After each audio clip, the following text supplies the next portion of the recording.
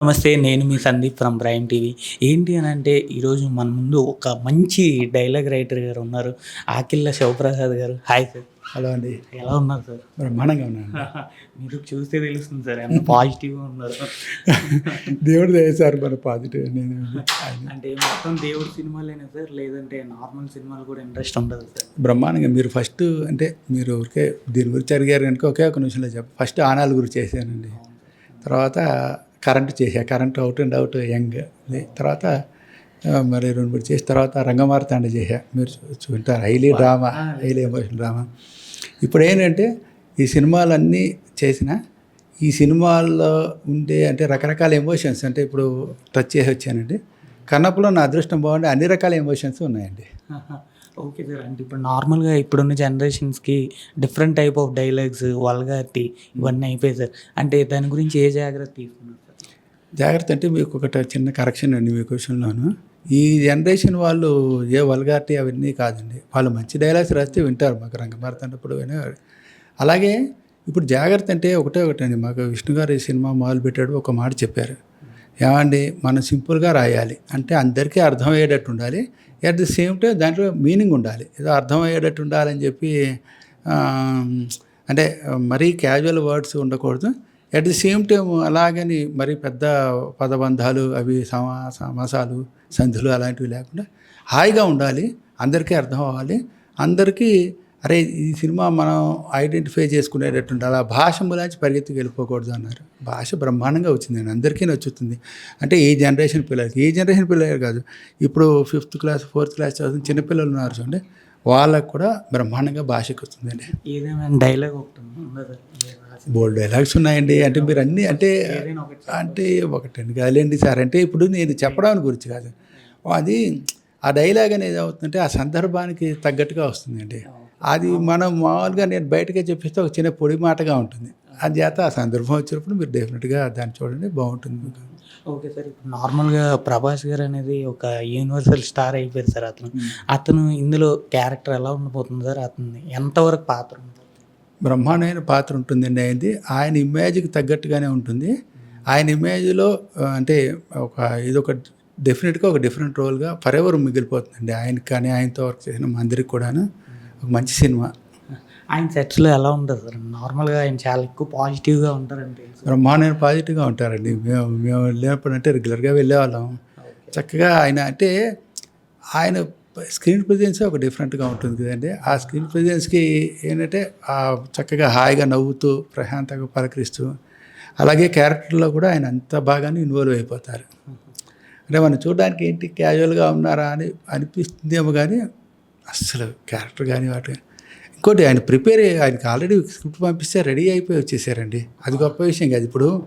ఇప్పుడు పెద్ద వాళ్ళండి, మోహన్ బాబు గారు, విష్ణు గారు, ప్రభాస్ గారు, అట్లాగే మోహన్ లాల్ గారు, శరత్ కుమార్ గారు, వీళ్ళందరికీ ఆల్మోస్ట్ వెల్ ఇన్ అడ్వాన్స్ మేము స్క్రిప్ట్ పంపించాం.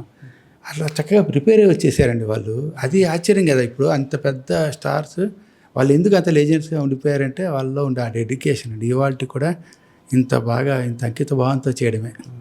ఇప్పుడు మోహన్ బాబు గారు ప్రొడక్షన్స్ విషయంలో వస్తే సార్ ఏ రకంగా చూసుకుంటారు సార్? నార్మల్గా ప్యాడింగ్ ఆర్టిస్ట్స్ కానీ మిమ్మల్ని కానీ? ప్యాడింగ్ ఆర్టిస్ట్ కాదండి, అసలు ప్రతి మనిషిని మీకు అద్భుతంగా చూసుకుంటారండి ఆయన. టెక్నీషియన్ కానీ రైటర్ కానీ. మీకు ఒక చిన్న ఎగ్జాంపుల్ అండి. మీకు సినిమాల్లో ఇప్పటివరకు బోల్డ్ సినిమాలు మీరు చేసి ఉంటారు. అందులో ఆర్టిస్టులను కానీ లేకపోతే ఒక డైరెక్టర్ డిపార్ట్మెంట్లో కొంతమందిని కానీ లేకపోతే డ్యాన్స్ వాళ్ళని కానీ కొరియోగ్రఫీ డిపార్ట్మెంట్లో వాళ్ళని కానీ తీసుకెళ్తారు. ఒక డైలాగ్ రైటర్ని ఒక 3 నెలలు 4 నెలల పాటు న్యూజిలాండ్ తీసుకెళ్లారంటేనే ఆయనకు ఒక టెక్నీషియన్కి ఇచ్చే విలువ కానీ మర్యాద కానీ ఇష్టం కానీ ఎంత గొప్పదో మీరు ఆలోచించండి. అంటే మామూలుగా మనం ఇక్కడి నుంచి అక్కడికి వెళ్ళడానికి ఆలోచిస్తాం. అలాంటి ఒక న్యూజిలాండ్ దానికి ప్రత్యేకంగా దానికి ఇన్ని వేల మైళ్ళ దూరంలో ఉండి ఎన్ని ఖర్చులు ఉంటాయండి, ఎన్ని రకాలుగా ఉంటాయి. సో ఆయన అసలు టెక్నీషియన్ కానీ డైరెక్టర్ని కానీ ఆర్టిస్టులు కానీ అందరినీ చాలా బాగా చూసుకుంటారండి. Okay sir. అంటే ఇప్పుడు నార్మల్గా భారతదేశంలో చూసుకుంటే గుళ్ళు అనేది చాలా ఫేమస్ సార్. అలాంటిది న్యూజిలాండ్ దాకా వెళ్ళి అక్కడ చేయాల్సిన అవసరం ఏమొచ్చింది? అంటే ఒకటండి, ఒక ప్రత్యేకమైన వాతావరణాన్ని అంటే మనం రెగ్యులర్ రొటీన్ వాతావరణాన్ని చూసేస్తున్నామండి అన్ని చోట్ల. అలా కాకుండా ఒక ప్రత్యేకమైన ఒక విశాలమైన అంటే ఆ స్కై అనమాట. స్కై కానీ వాటి కానీ అంటే కేవలం స్కై అని చెప్పలేమండి. అక్కడ వాతావరణం చాలా కొత్తగా ఉందండి.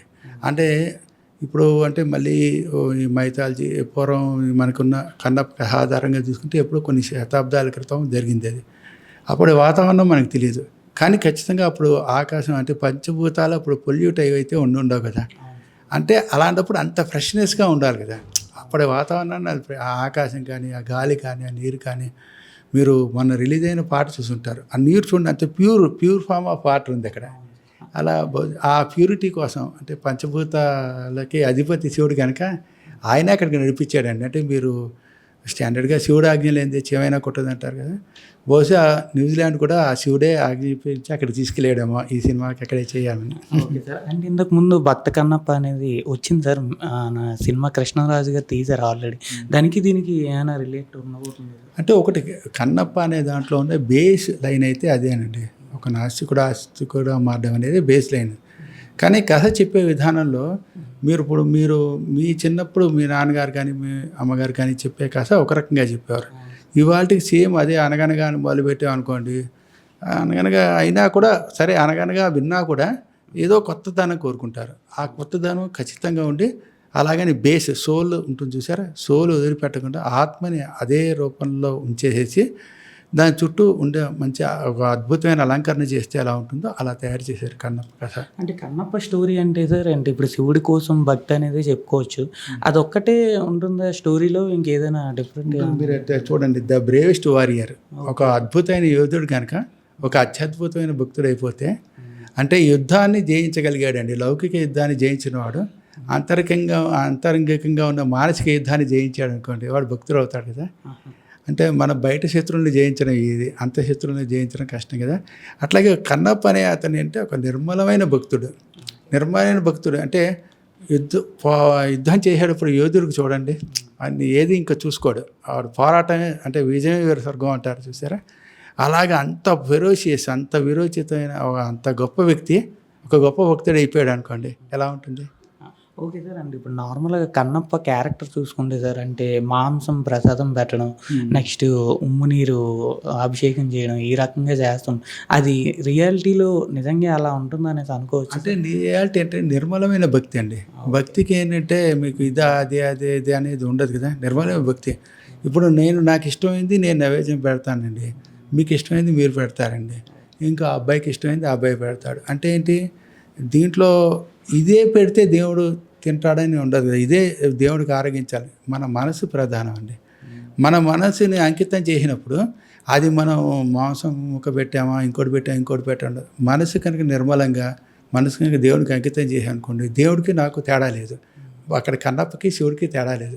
కన్నప్ప ఏం తింటాడో శివుడికి అదే పెడతాడు. Okay sir. అంటే ఇప్పుడు మనసు ఎంత ప్రధానమైన సార్, అంటే జీవహింస అనేది చాలా పాపం కదా సార్, అది ఎంతవరకు కరెక్ట్ అంటారు? అంటే ఒకటండి, ఎప్పుడైనా సరే ఏదైనా ఒకటి ఉంటుంది సార్, దేశమాన కాల పరిస్థితుల ప్రకారం ధర్మం అనేది ఆ టైంలో ఇప్పుడు అతను ఒక అటవీ జాతికి సంబంధించిన వాడు, అతను చేసేది ఏముంటుంది, వేటలో వచ్చేది ఏముంటుంది అదే తింటాడు, అదే దేవుడికి పెట్టేసుకున్నాడు.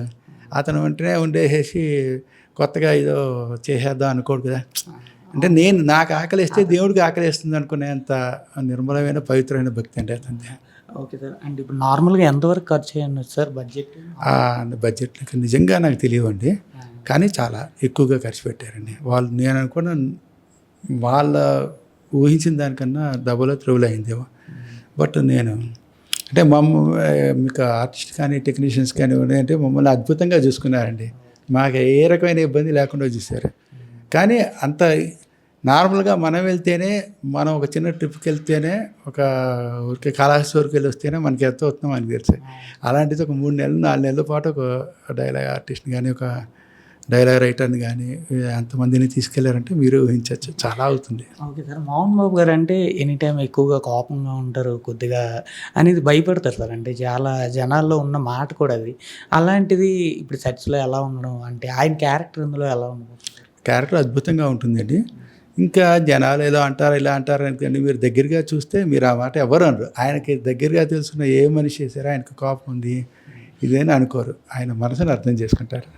Okay sir. అంటే మన తెలుగు ఇండస్ట్రీలో చాలామంది బిగ్ ఆర్టిస్ట్ ఉన్నారు, అయినప్పుడు కూడా మోహన్ లాల్ గారిని, అక్షయ్ కుమార్ గారిని వీళ్ళు తేడానికి కారణం అంటే ఆ పాత్రకి వాళ్ళు సరిపోతారని 100% ఫీల్ అయ్యి ఆ క్యారెక్టర్ అండి, ఫలానా క్యారెక్టర్కి వాళ్ళు డ్రాయింగ్ వేసుకుని ఆ డ్రాయింగ్ ప్రకారం దీనికి ఎవరు సూట్ అవుతారని అంత పెద్ద ఎక్సర్సైజ్ అండి. దీని మీద కూడా దాదాపుగా ఒక 5-6 నెలలు పెద్ద వాళ్ళందరూ కలిసి వర్క్ చేశారు. మంచు విష్ణు గారి క్యారెక్టర్ అండి. ఇప్పుడు నార్మల్‌గా అతని సినిమాలన్నీ చూసుకుంటే ఎలాంటి సినిమా అనేది ఇప్పుడే ఫస్ట్ టైం రావడం సార్. ఆ క్యారెక్టర్ అనేది ఎలా ఉండబోతుంది సార్? అంటే ఎలా చాలా చేశారు? కొత్తగా మీరు ఉంటుందండి. దగ్గర నుంచి చూసారు కాబట్టి అంటే ఆయన చాలా కొత్తగా ఉంటుంది. ఆయన 100% డెడికేటెడ్‌గా మార్నింగ్ నుంచి ఎప్పుడో తెల్లారుజామున 2ంటికో లేచి రాత్రి 10 వరకు పడుకున్నా 100% దీని మీద వర్క్ చేశారు. కనుక అద్భుతంగా ఉంటుంది క్యారెక్టర్. ఆ కష్టం ఏంటనేది మీకు తెర మీద కనిపిస్తుందండి. Okay sir. Thank you so much. Thank you.